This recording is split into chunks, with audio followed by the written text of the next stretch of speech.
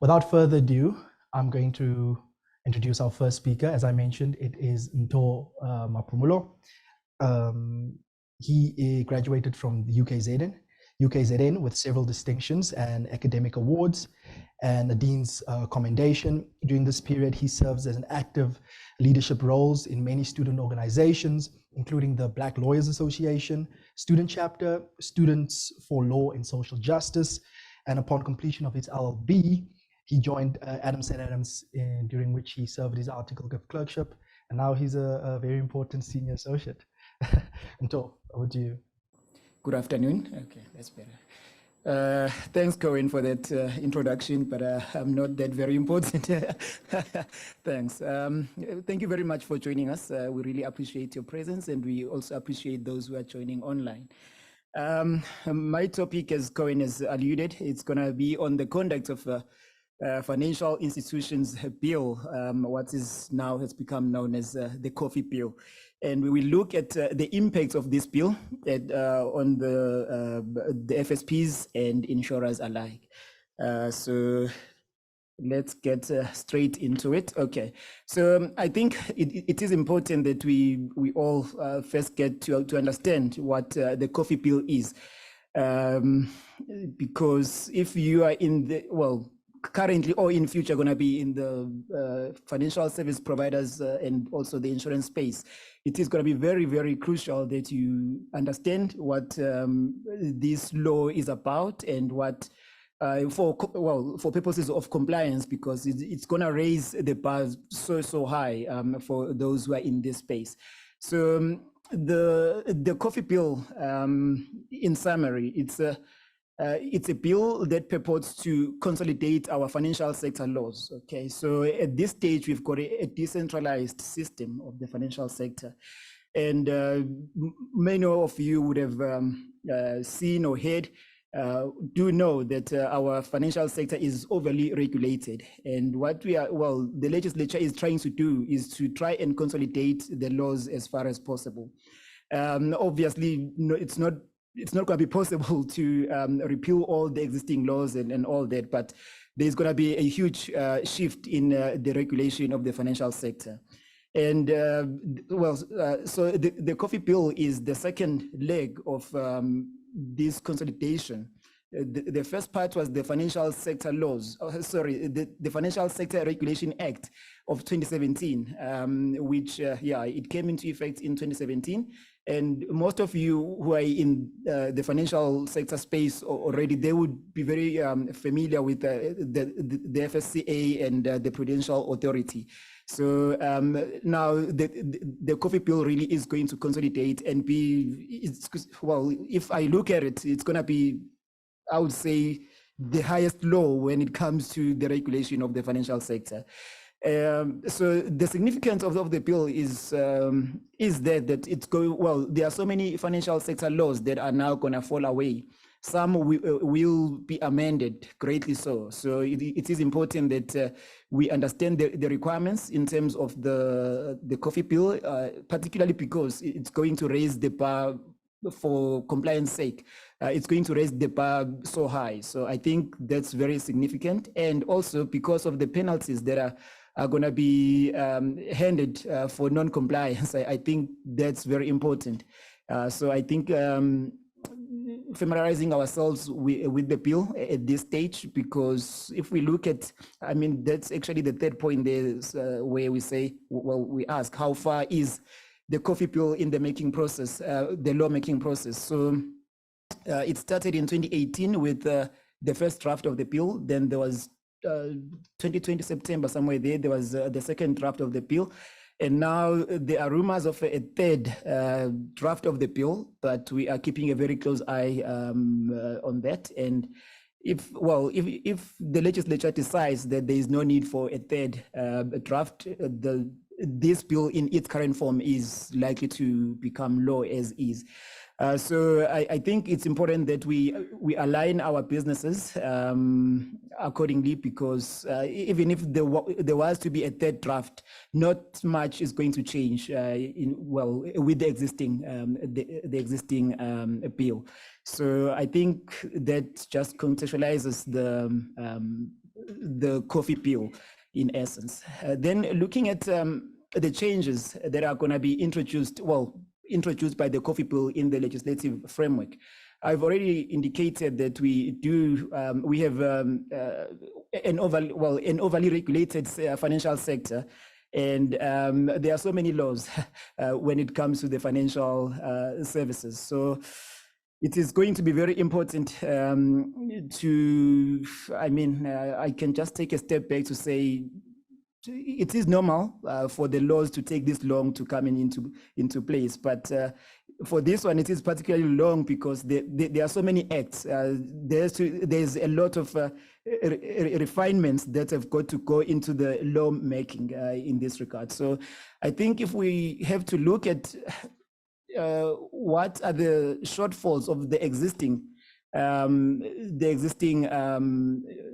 legislative framework. I mean, as much as we do have many financial sector laws that really aspire to get us to a level where there is little to no room for any shortfalls. The reality is that there are still many insufficiencies in the system. So, for an example, one is the overregulation, which then causes many problems, especially for people trying to get into the system, because there's so much that they've got to comply with, and sometimes it's not all that clear and that obvious to understand which laws you've got to comply with and what is really expected of you to enter into the system.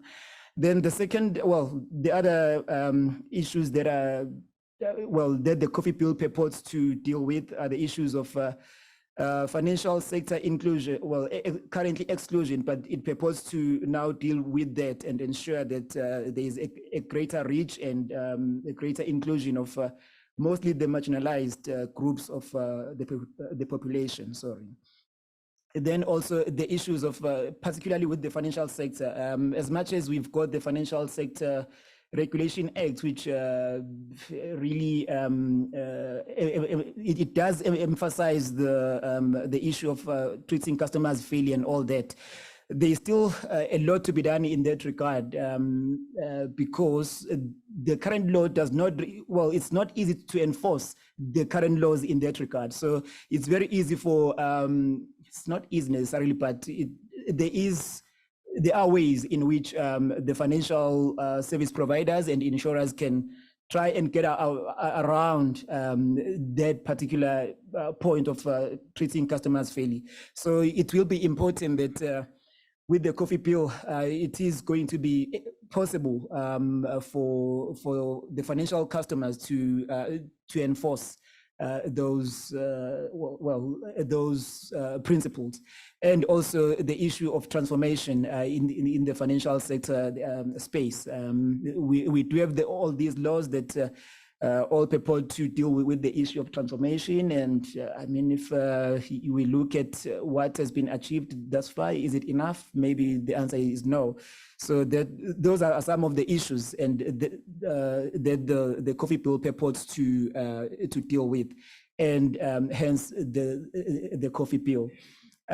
So if we look at some of the legislation that will be amended and will be repealed, and what will be the impact of that, we can, for an example, the Short-Term and the Long-Term Insurance Act of 1998, those two are the major or primary legislations when it comes to the licensing, to the registration of those insurance policies, insurance companies.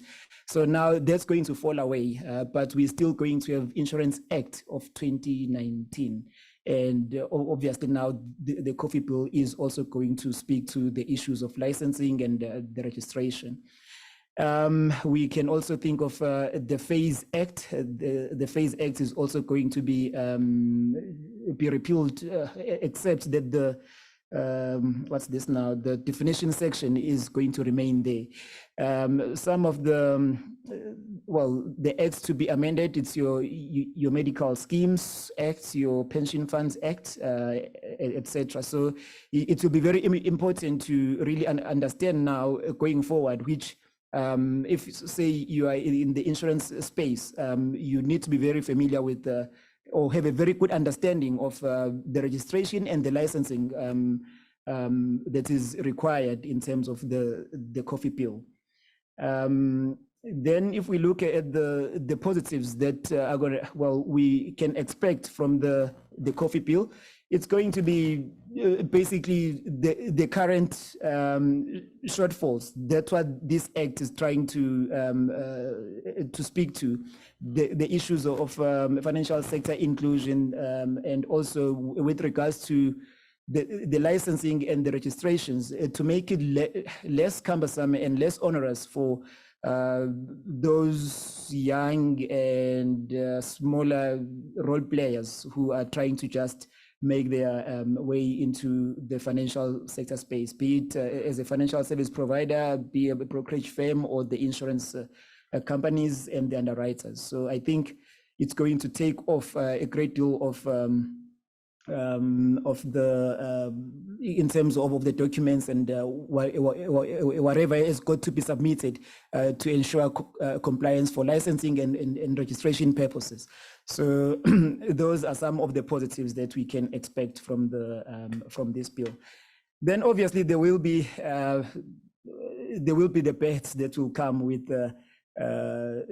the bill, or rather that we think at this stage, because we can never certainly say what is going to really happen when the bill comes into law. But one issue that I can think of is that of the smaller role players, because the bar is going to be raised so high from the compliance perspective, we can expect a situation where it becomes really difficult and quite demanding from the smaller role players to ensure that they comply.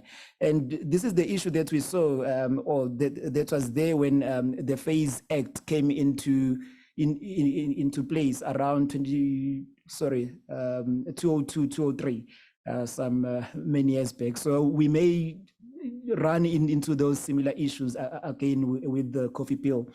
And also, if you look at the emphasis on the fair treatment of customers, I mean, it's all good and well that there has to be that emphasis, but I mean, we should be, well, the role players in the space, and also the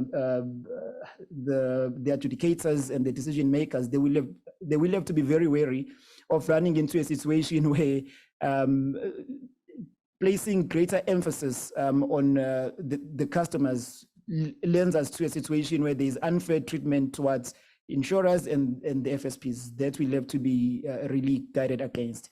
And also, the hefty penalties may also discourage and demotivate willing and prospective role players in the market.